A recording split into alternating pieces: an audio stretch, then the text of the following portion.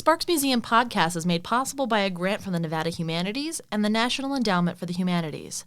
The podcast is just one of many new features of the Sparks Heritage Museum. To learn more, check out our social media channels or our website at www.sparksmuseum.org.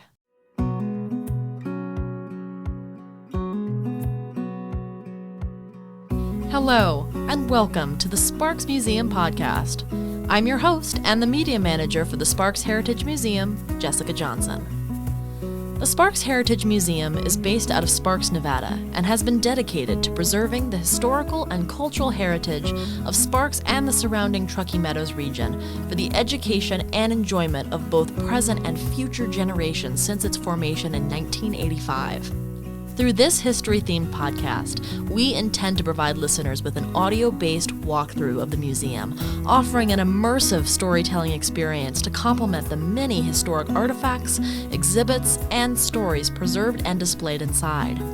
Be it in the origin of the Central Pacific Railroad, the significance of the upcoming revitalization of the original 1931 Sparks Library, or even in the evolution of the museum's historic Victorian Square building itself, we believe that there are innumerable stories in our community that are worth sharing. This new audio series has the intent of doing exactly that, documenting the stories of the places, people, and events that have made the city of Sparks what it is today. Each episode will focus on one of the many tales of Sparks' history, told by a special guest local to the area that has been selected based on their expertise in that episode's subject. Now, without further ado, let's welcome our very first guest in this inaugural episode of the Sparks Museum podcast, Mr. Scott Carey. Hello, Scott. So tell us a little bit about yourself and what's your personal relationship with the city of Sparks? Well, thanks a lot, Jessica, for having me. I've listened to my fair share of podcasts running around, and it's kind of cool to finally be on one. Same. I like to say I got deep roots to Sparks. Sparks is home. My family moved to the area in the 60s. Both my grandparents moved here. On my mom's side, I had two teachers that taught in the area at local schools. And on my dad's side, my grandfather moved the family here to work for the Veterans Administration Hospital in Reno. He was a dental hygienist after he retired from the U.S. Army or the U.S. Air Force. And so I've grown up in Sparks, went to Catherine Dunn Elementary, went to Dilworth Middle School, go Knights, graduated from Reed High School, go Raiders, and I used the Governor Kenny Gwinn Memorial Millennium Scholarship to graduate from the University of Nevada. Wow, so you really have roots here. Yeah, I like to think I got roots, and I think I like to have a nice deep connection to the city of Sparks as well, too. My dad, Scott Carey, grew up in Sparks. He went to Sparks High School. Unfortunately, as a Reed Raider, we kind of have a big rivalry with those guys. But he's a member of the Sparks High School Hall of Fame as well, too. But he worked for the city of Sparks for 25 years, and through that, I've been kind of suckered into public service, and over the years I was appointed by our late great mayor, Tony Armstrong, to be on the City of Sparks Centennial Commission back in 2005. I also served for 2 or 3 years on the city's Parks and Rec Commission. For the last 6 years, I've had the great pleasure of being appointed by the City Council to the City of Sparks Planning Commission as well too. Excellent. Wow. Well, we're very, very honored that you agreed to be on our very first episode of this podcast. I can think of no one better to speak about really one of the main central hubs that is in this city, which is the Victorian Avenue block of downtown Sparks, which is where the Sparks Heritage Museum is located. And it's my understanding that you've researched this area extensively. So how did your research about the evolution of downtown Sparks really come about? Oh, sure. I've been involved with the museum ever since I got involved with the Centennial Commission back in 2003, 2005. It was a great party we had when the city turned 100 years old. And I think my first involvement at the museum was actually when we had a commission meeting at the museum, and it was like, what is this place? And so that kind of, I think, sparked my interest in Sparks history. And over the years, I've become a member of the museum. And since 2009, I've served on our board of trustees at the museum. But I think a lot of my research and kind of the deep dive into the history of downtown Sparks started when I was in college. I worked for the City of Sparks Planning Department. And through that effort, I got to get involved with a lot of historic preservation projects. And when I was attending college up at the University of Nevada, I took a historic preservation class with Mela Harmon. And she worked for a long time and retired from the State Historic Preservation Office. But I think for my midterm of that historic preservation class was I developed a walking tour of downtown Sparks. And when I was going to college, there was a lot of talk of redevelopment and things going on, and I just kind of wanted to document the buildings that were there and the history. And really, I think the history of Sparks can be tied to our Victorian Square area. And in the area that I'm generated most of my research is, around the Sparks Heritage Museum, which is located there at the corner of Victorian and Pyramid Way. And it goes down to 10th Street where the Bank of Sparks building is, and then the south side of that kind of 2-block area. I like to call that Sparks' historic district. It's probably the most intact area of downtown that we still have available. And really the history of the community is deeply tied to this area. And, the city of Sparks kind of brands itself or has the tagline of "It's happening here." Well, the history of Sparks really happened in this Sparks historic district, as I like to say. Wow. Well, and that's such an interesting point that you bring up as well of, it's really this most intact example that we have of Sparks's over a century long roots. And yet at the same time, we've seen significant change happen over these places. So as we kind of go on this oral walkthrough of the downtown Sparks area, maybe there's no better place to start than with the Sparks Heritage Museum building itself, because that in and of itself has gone through quite a lot of changes. So what can you tell me about the story of 814 and 820 Victorian Avenue, respectively, which currently houses the Sparks Heritage Museum buildings? Oh, the Sparks Heritage Museum building's got a lot of great history, and it's really kind of the bedrock of what I call Sparks' historic district. The Sparks Heritage Museum building located at 814 Victorian, they're right there on the corner of Victorian and Pyramid Way. For the old timers, that would be 8th Street originally and B Street, but today we know it as Pyramid Way and Victorian Avenue. The building was built in 1931. It was designed by Frederick de Longchamps, who is Nevada's preeminent architect.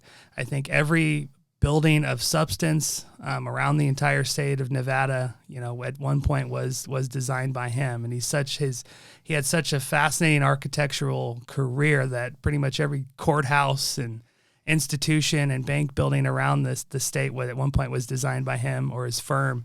He's so substantial in kind of Nevada's history. There's its own category at the State Historic Preservation Office and on the Nevada Register of Historic Places just for his buildings. But anyway, signed by Frederick de Longchamps in 1931, and it housed the Sparks Library and on the top floor, and on the bottom floor, and for many years, decades, it hosted the Sparks Justice Court. So the museum building is a great brick building. It's been there for many years, and it was listed on the National Register in 1992. And it's the oldest government building that we have left in the city of Sparks. Now, next door at 820, or the Museum Annex building, that building was built in 1935. And for many years, it hosted a lot of restaurants that catered to the railroad folks that came in. There were a lot of Chinese restaurants and diners, and people were kind of going in and out of the railroad looking for a quick bite to get in and out. And in 1950, the building was converted into Hale's Drug Store, which Hale's Drug Store was a big chain, national chain, had stores all over the place. But this was kind of where Sparks' modern day, we would call it Walgreens or CVS.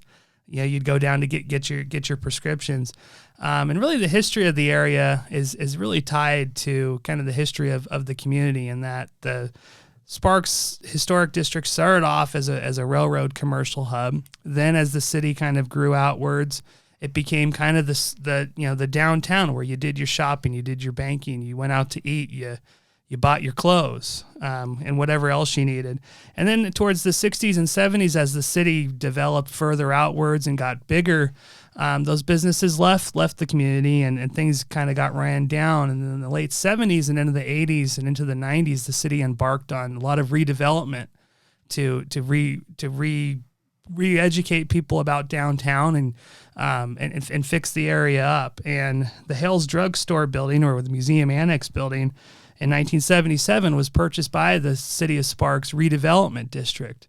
Redevelopment in the mid 70s was a big national move to kind of reinvigorate downtowns and try to do something about urban blight. And so Sparks was actually the first city in the state of Nevada to form its own redevelopment district.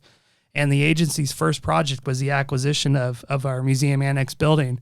And what the redevelopment district did was they used the building for the Sparks Senior Center, and it was also, and from that, it kind of grew our organization, the Sparks Heritage Museum. So as you mentioned, with Sparks really starting with its roots with the Central Pacific Railroad being known as the Rail City and all of that at the start of the 20th century, what do you think that the early businesses and organizations represented in this commercial district tell us about the needs of early Sparks residents and kind of how those needs changed? You mentioned, the need for the restaurants and the need for people to utilize drugstores. Am I correct that there was a hotel down that route as well? Sure. The building where the Blind Onion Pizza and Pietro's Italian restaurant is today, that was the Davis Hotel. And wow. that was a prominent hotel for passengers traveling through on the railroad. If you can imagine it, when the railroad came in and made the big decision to relocate the railroad shops from Wadsworth and create this new city, Sparks, they literally plopped down in the middle of a marshland and created this new community. The north side of what we now know as Victorian Avenue, that was where the businesses were. And to the further north of those businesses, then there was the beginning of kind of the first neighborhoods. But to the south side of Victorian Avenue, there was an actual neighborhood called the Reserve, and it was reserved for railroad workers and families. And for many decades, it was a very small, close-knit community that lived there. And those homes were demolished when Interstate 80 was constructed in the 80s. But if you can kind of imagine, it was kind of a weird downtown in that there was only businesses on one side and residential on the south. But throughout its history, this district has always been downtown. It's the place where people gather. It's where events were held. But it was also the central road through town. And during its history, the first national road, the Lincoln Highway, actually went down B Street, Victorian Avenue, as we did. So it was a place for commerce. Later on, with the evolution of the highways, there was US 40. If you were traveling through Reno Sparks or going from California to Utah, you would travel right downtown through Sparks. And so, early on, it was very much a central. The businesses were there to cater to the railroad workers. But then later on, it turned into, more of a downtown where people got, their business and did their business and bought things and went out to dinner. And then later on, it had kind of it came run down as the businesses kind of left, and bars and pawn shops and vacancies. And then the city, embarked on a really progressive campaign to do redevelopment and tried different things over the years. Some worked, some didn't. But today we know it as the premier special events venue in all of Northern Nevada.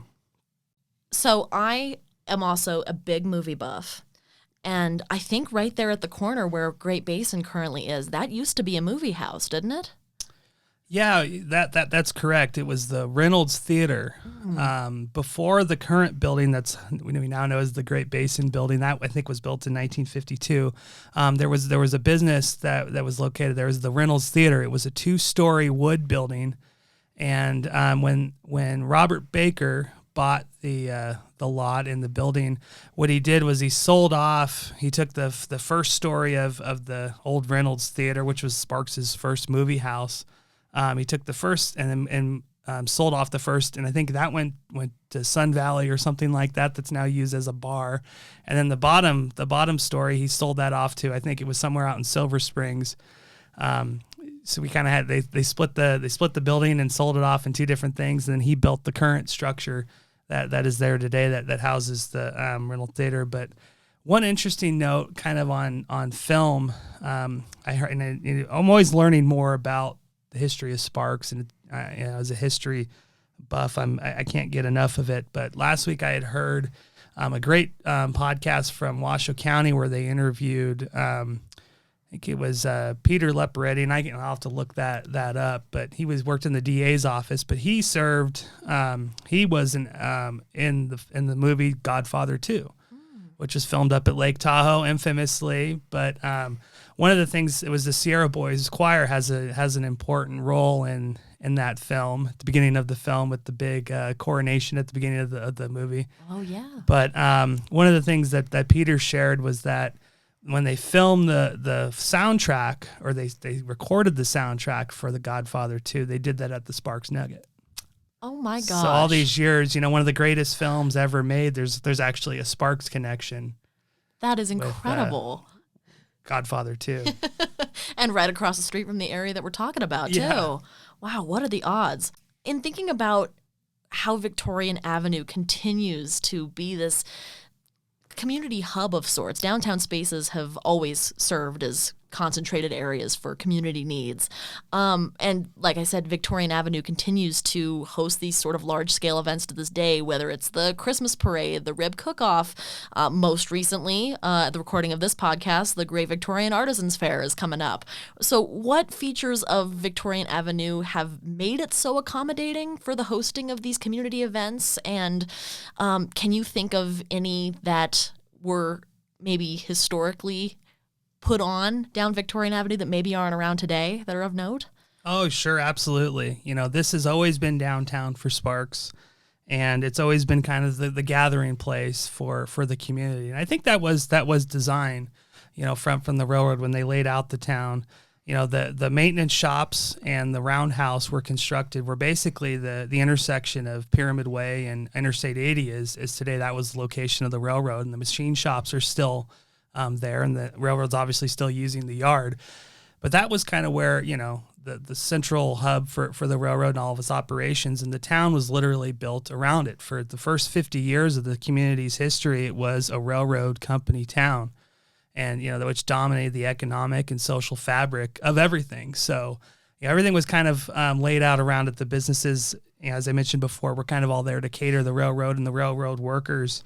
But in terms of gathering events, it was, the main entrance to the railroad shops were right there. So, political marches, they would trying to make a point with the railroad management. They would, start right there outside the gate and march through downtown, or march through, march to another part of the community. But throughout its history, there's some really great Sparks events that have been held, and one that kind of comes to my mind is Jack's Carnival, which started off as a fundraiser for Robert Mitchell Elementary School, and for many years they would march from Robert Mitchell Elementary School downtown, and the children would be dressed up in fairy tale costumes, and they would raise money for the school. And it's my understanding that tradition is still going on at Robert Mitchell Elementary School. But there's some fabulous pictures of that, and it was a big gathering. 4th of July was always a huge event for downtown Sparks, and really, with the railroad being right there and people coming through the railroad and coming through the main highway, was that was where people kind of came in and out. And so that attracted, so we've had presidents who have spoke, and addressed the community in gatherings at in this district. We've had, the war bond drives, all sorts of things. It was just kind of where people gathered throughout its history. And, I kind of talked a little bit about Victorian Square and the redevelopment efforts of the city. And there's an interesting history with that. And, the Victorian theme, a lot of folks over the years giving walking tours and talking about downtown, they ask, why Victorian? Sparks was established as a city in 1905. That was well after the Victorian age. And what the heck does that have to do with this railroad town? Why isn't it Roundhouse Square or Railroad Square? And really the answer is in the late 70s, there was a lot of opposition and a lot of confusion about redevelopment. And politically, There wasn't the support to do a lot of stuff. And so the city, working with property owners, had to really work collaboratively and come up with ideas and new things to get people to buy in on the idea of redevelopment.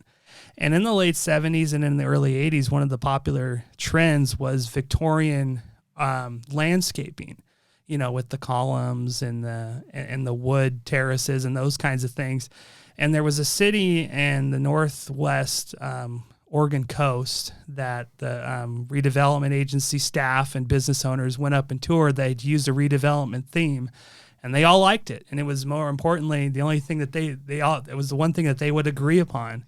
The idea of doing a theme around the railroad, Sparks is proudly the railed city, had been thought of, but no one really wanted to buy in on it. They wanted to try something new, and that was the thing that people had kind of gathered around. And so that's why you see events like the Sparks Hometown Christmas Parade for the past several decades has been tried to bring families downtown Sparks. We had great success with events like the Rib Cook-Off and Hot August Nights and many other events as well too. And the future of the district, who knows? With the Nugget Event Center, that certainly kind of doubles the programming of special events downtown.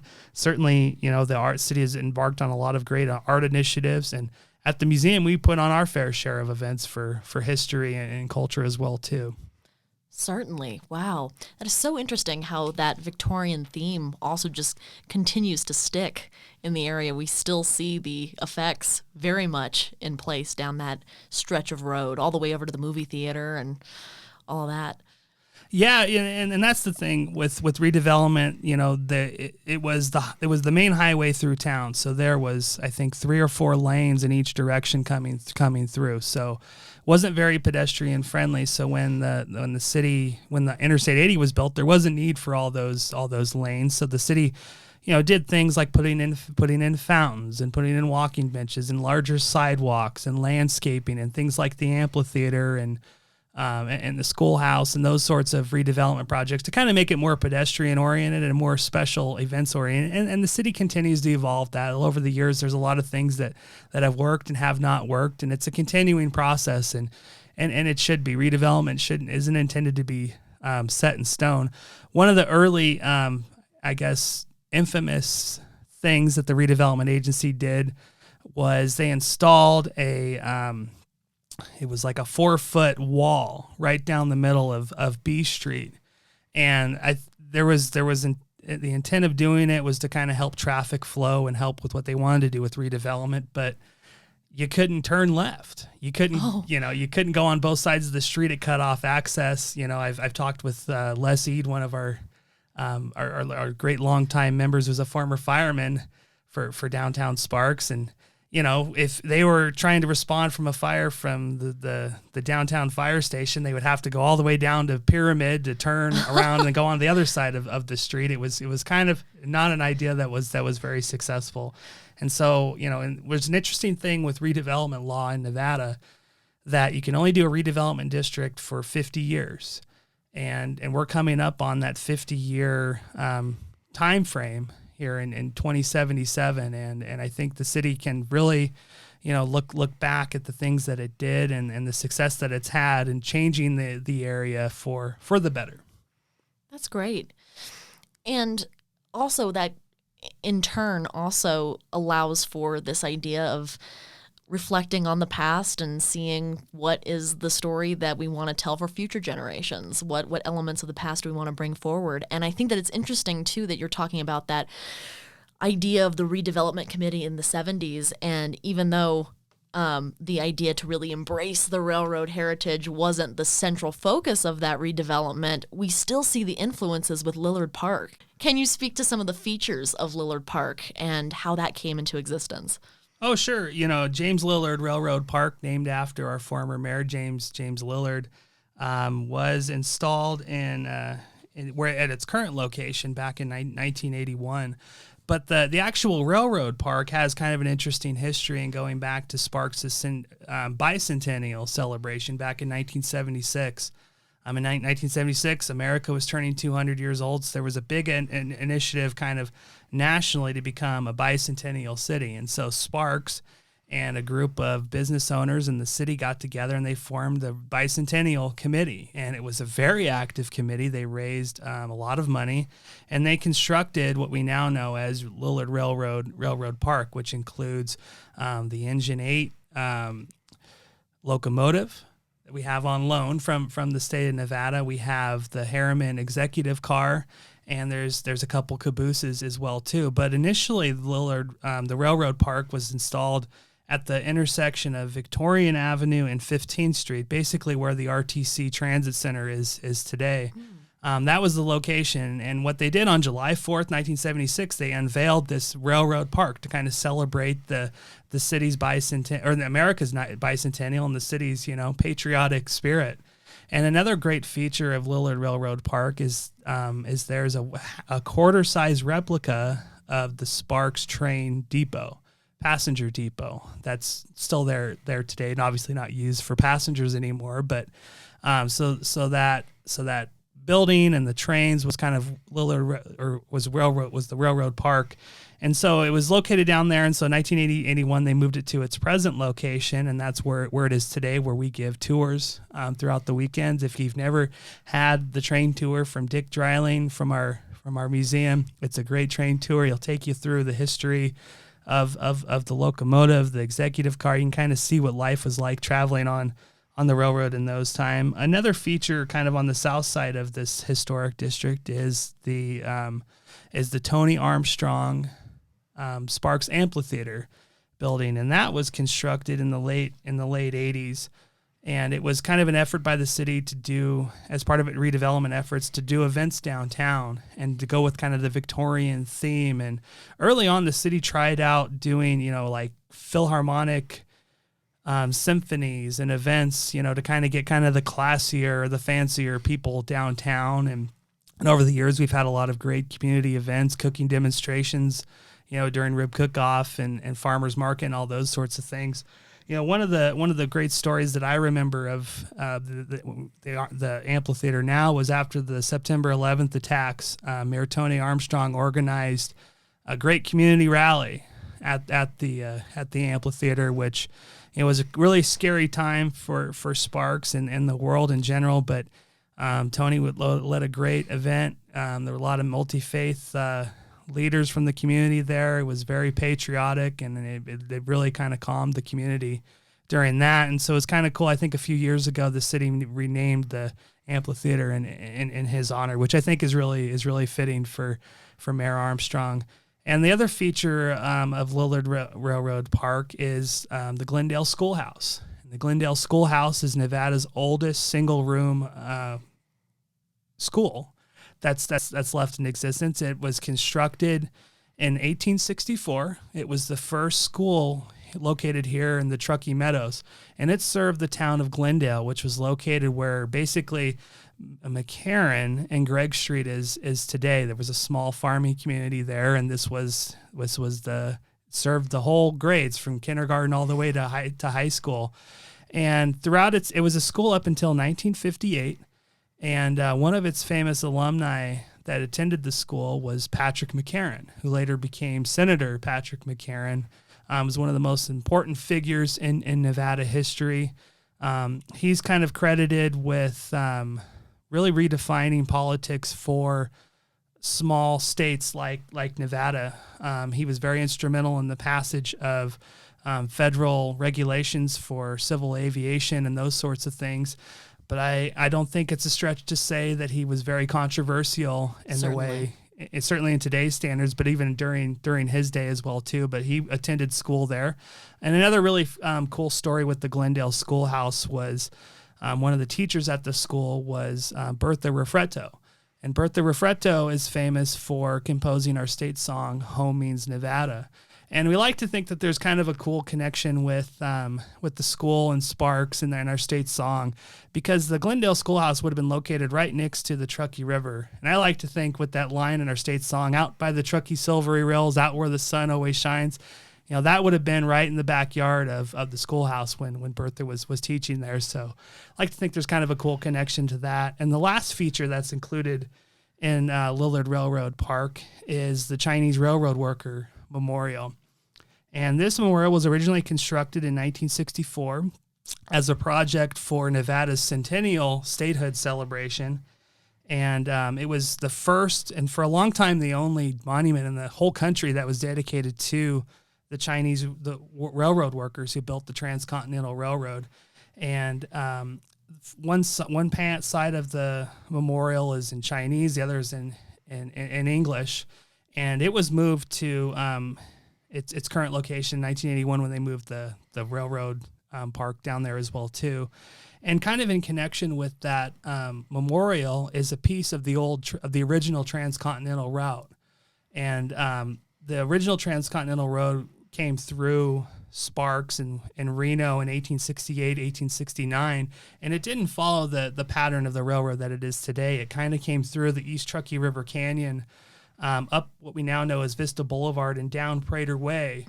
And so it was in the early 2000s when there was development happening around McCarran and Pyramid Way, the family of the ranch donated a piece of a railroad, of the original railroad, as a bridge that we believe was built by the Chinese railroad workers. And so that's another cool feature in that park.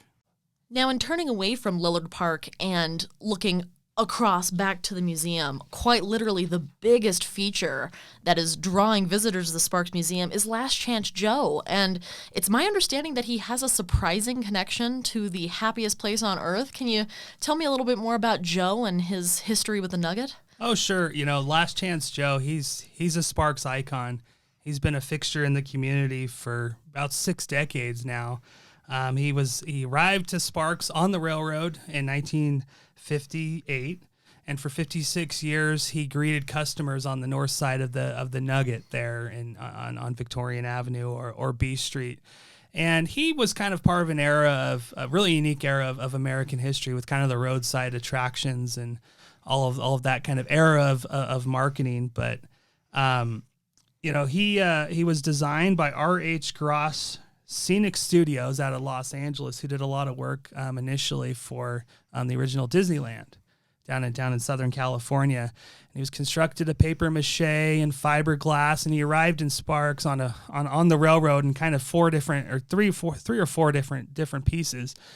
And in 2014, when the new owners of the Nugget came on board, they decided that Joe wasn't part of their new plans. And so that launched a big community effort at the Sparks Heritage Museum and with the city of Sparks to relocate Last Chance Joe to his current location next to the museum. And so through that effort, it was a huge fundraising effort. I want to give a big shout out to so many people that were involved with that. There's some great information on our website, sparksmuseum.org, about that effort. But I want to put a special plug in to former councilwoman and state senator Julia Ratty for her champion of that role. Q&D Construction, Baldini's Casino, and thousands and hundreds of other volunteers and workers to pick up a 50-year-old statue, put him on the truck and move him down the street. And one of the unique challenges that we had with the restoration is for his history, Joe faced north, and it was kind of trying to attract customers on the road. So when we moved him to his present location, he was facing south, and so that brought a whole sort of new sorts of challenges with the sun and fading out and those sorts of things. And Joe's just such a great icon for the city of Sparks, and I like to think that he's sort of a distant cousin to some other famous cowboys and miners that we have at Nevada casinos around the state. There's River Rick in Laughlin, there's Vegas Vic on Fremont Street in Las Vegas. There's Windover Will out in Windover, and in Washoe Valley there's the miner at the chocolate factory too. Sure is. Which you could consider Joe and him to be kind of half brothers. That statue in Washoe Valley at the chocolate factory, he was initially brought to Sparks as a advertising piece for the Gold Strike Casino, which was on the other side of B Street from Last Chance Joe and the Nugget. And so I will put in a final plug for Joe. We are accepting donations for his continuing restoration work and maintenance needs. And if you'd like to make a tax-deductible donation, visit our website, sparksmuseum.org. I also don't want to ignore two very important buildings that are conjoined, which is the Bank of Sparks and I hope I get the letters right here, W.R. Adams and Sons. Is that correct?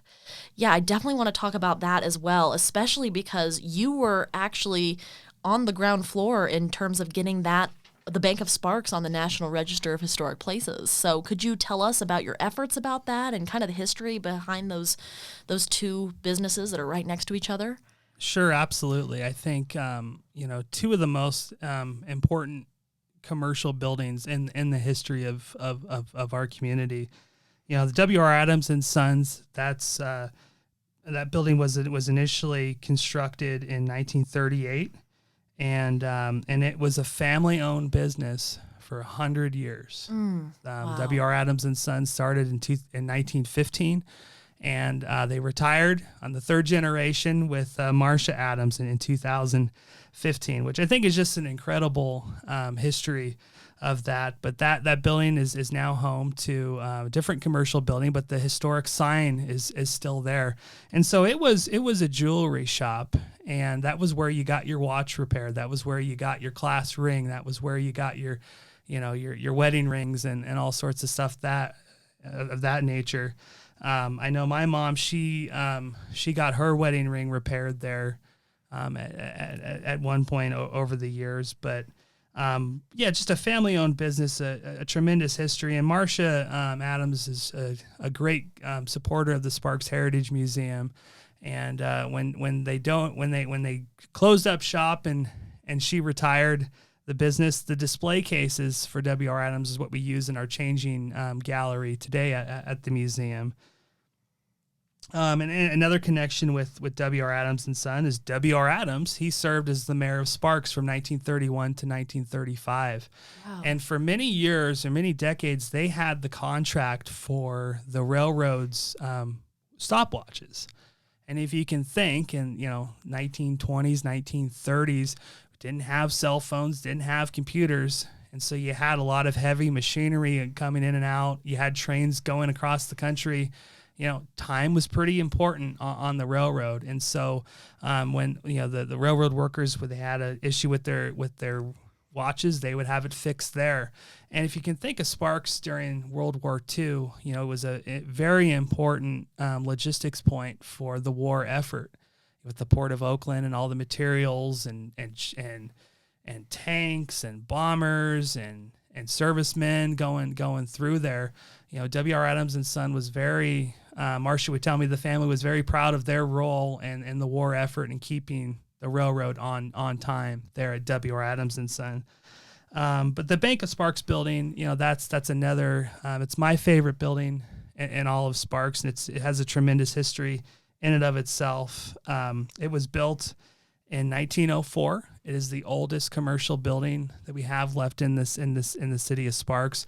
It was designed in the Romanesque Revival architectural style, which is a unique style of architecture that it was really set up to show permanence and for institutions. Some famous examples of the Romanesque Revival are the Smithsonian Museum in Washington, D.C., and here locally at the Laxalt building in downtown Carson City, that brick building next to the Carson Nugget. Those are Romanesque Revival. It was, the columns and the brick was to kind of show permanence and to show that this was an important building that was built to last. And it's still very much there today. Really, the history of the community is very much tied to the Bank of Sparks building. That was where the railroad did its payroll. That was where people got loans for their homes. That was where businesses had their accounts and got their own loans and all sorts of things.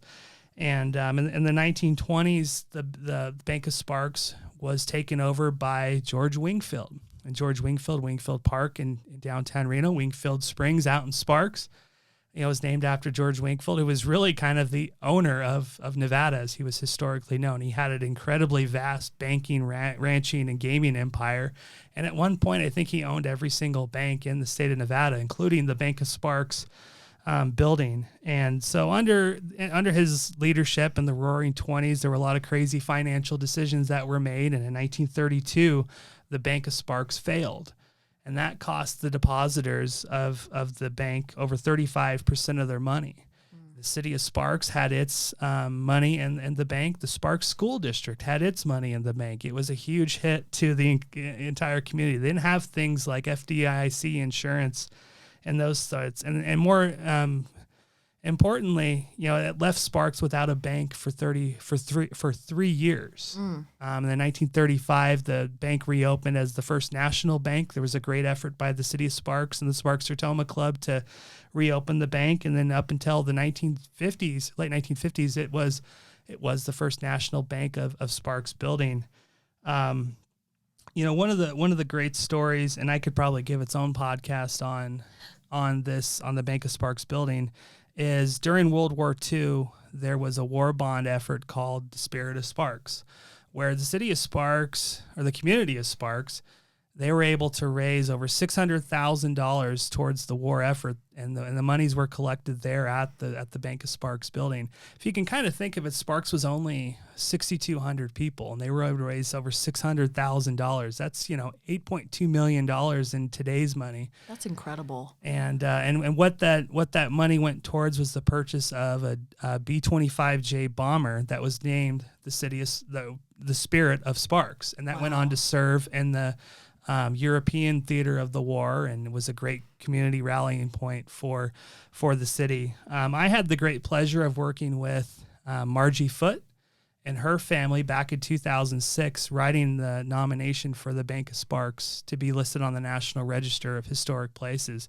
which is a tremendous honor for any historic building, but I think certainly fitting for the history of that building. It also includes the historically known as the Carousel Shop building behind it now, which is another commercial building.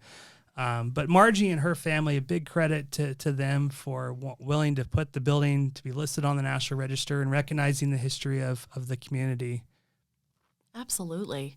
And in regards to the fact that these buildings are still around, and even though they are not operating the way that they were originally operating in many regards, like, for example, I think it's Blue Garter Tux, Bridal and Tux, that is in the bank right now, and Pax and Pints is in W.R. Adams and Sons.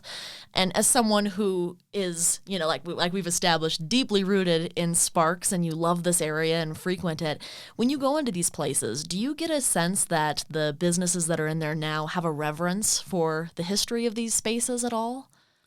I think so.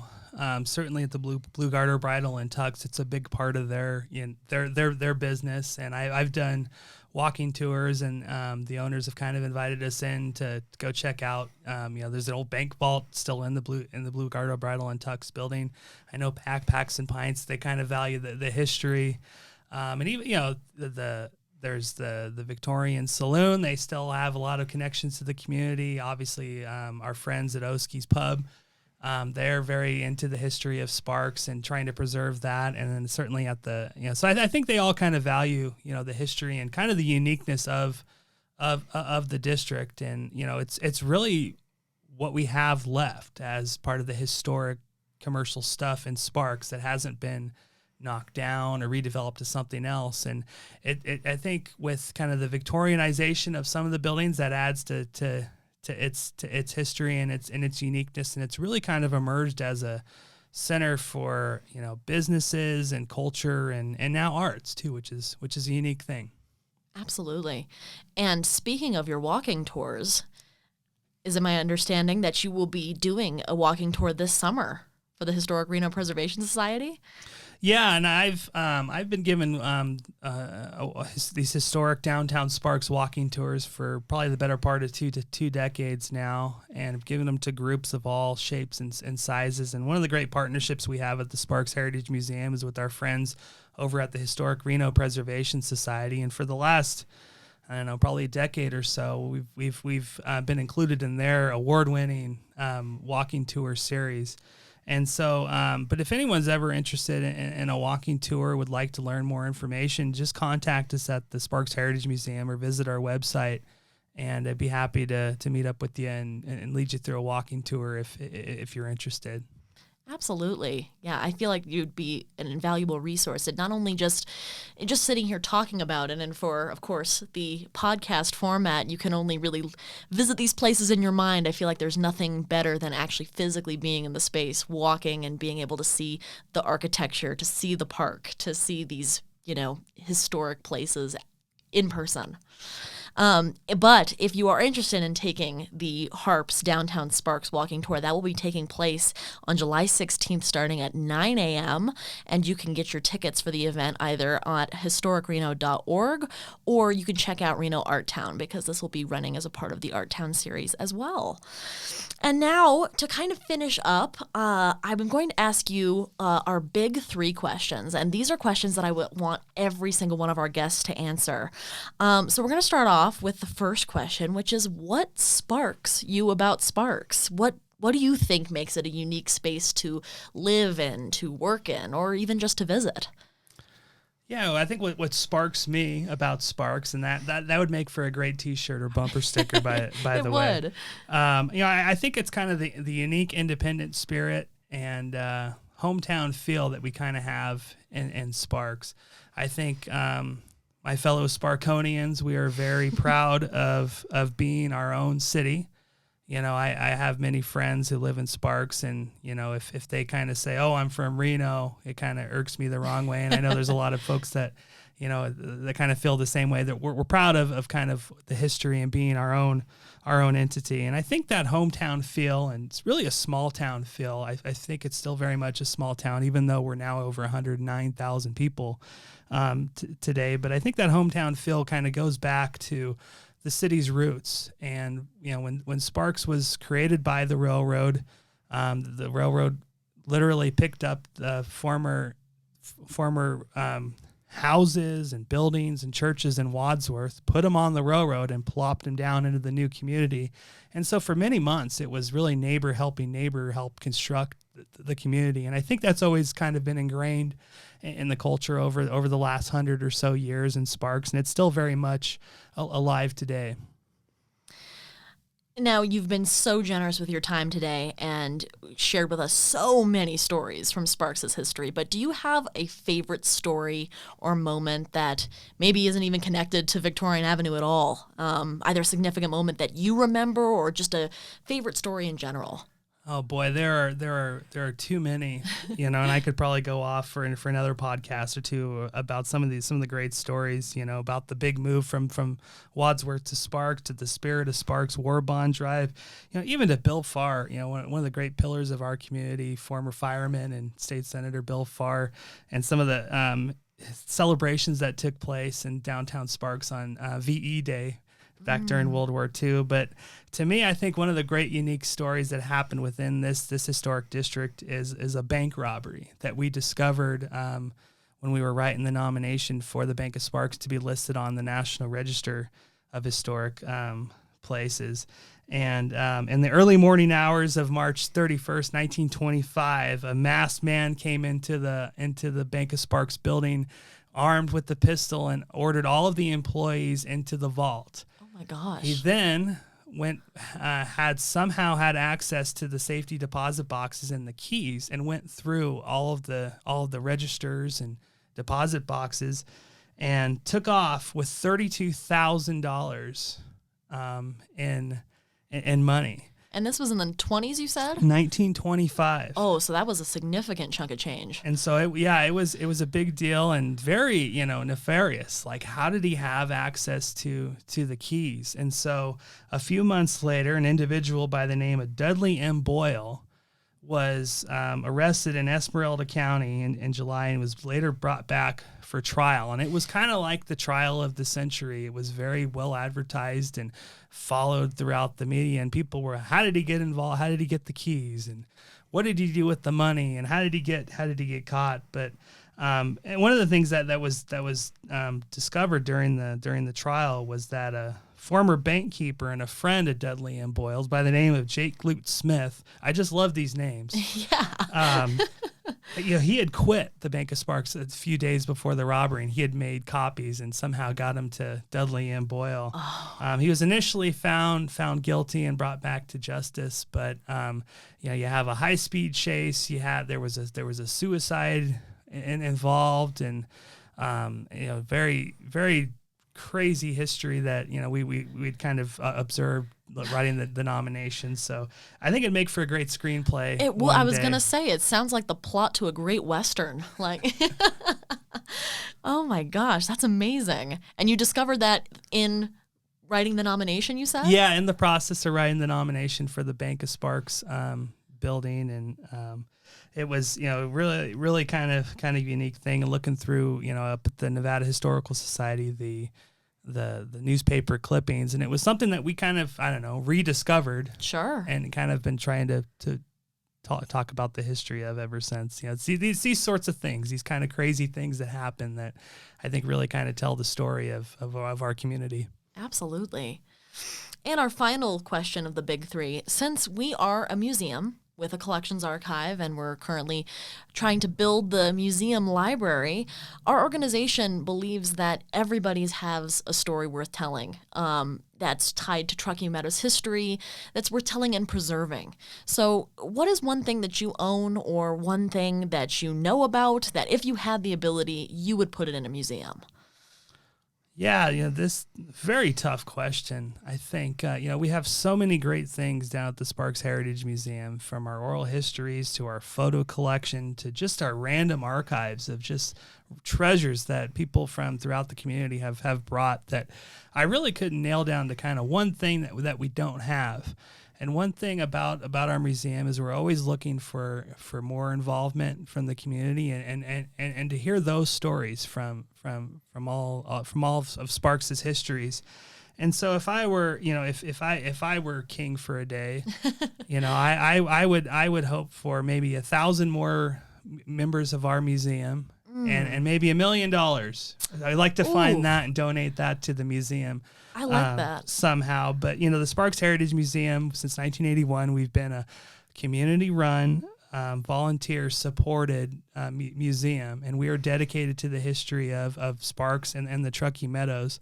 And so, there's 3 ways that you can become and support the Sparks Heritage Museum. You can come visit us, take a tour of the museum. We're located there at Victorian and Prater and Pyramid Way.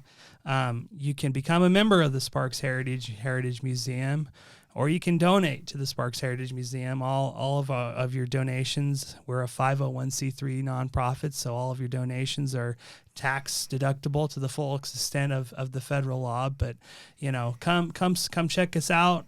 Come learn more about the history and become involved with telling the story of Sparks. Well, I can think of no better way to wrap this up. I just want to thank you again so much for your time and for sharing this amazing story. And for this being our very first episode of this podcast, I think that it just centers the Sparks story, because it truly was the center of Sparks where everything was happening. And it really is all happening here. So thank you so much for coming in again. And thanks for being our first guest. Well, thank you, Jessica. It's been a tremendous honor, and look forward to hearing more about these Spark stories moving forward. The Sparks Museum podcast is funded in part by a grant from the Nevada Humanities and the National Endowment for the Humanities. It is produced and recorded at the podcast recording studio at Sparks' own AntSpace Co-working Entrepreneurial Hub, a place for entrepreneurs, made by entrepreneurs. We really want to get the word out about our brand new audio series, so please spread the word about our new podcast by taking a moment to rate, review, and share this episode. Do you have a favorite story of Sparks that you want to hear on the podcast? Email info@sparksmuseum.org to share any recommendations. We would love to hear from you. We also invite you to visit the Sparks Heritage Museum on 814 Victorian Avenue. The museum is open Tuesdays through Saturdays, from 11 to 4 Tuesdays through Fridays, and 1 to 4 on Saturdays. Please come visit and be a part of our ongoing efforts to tell the Sparks story. We'll see you next time.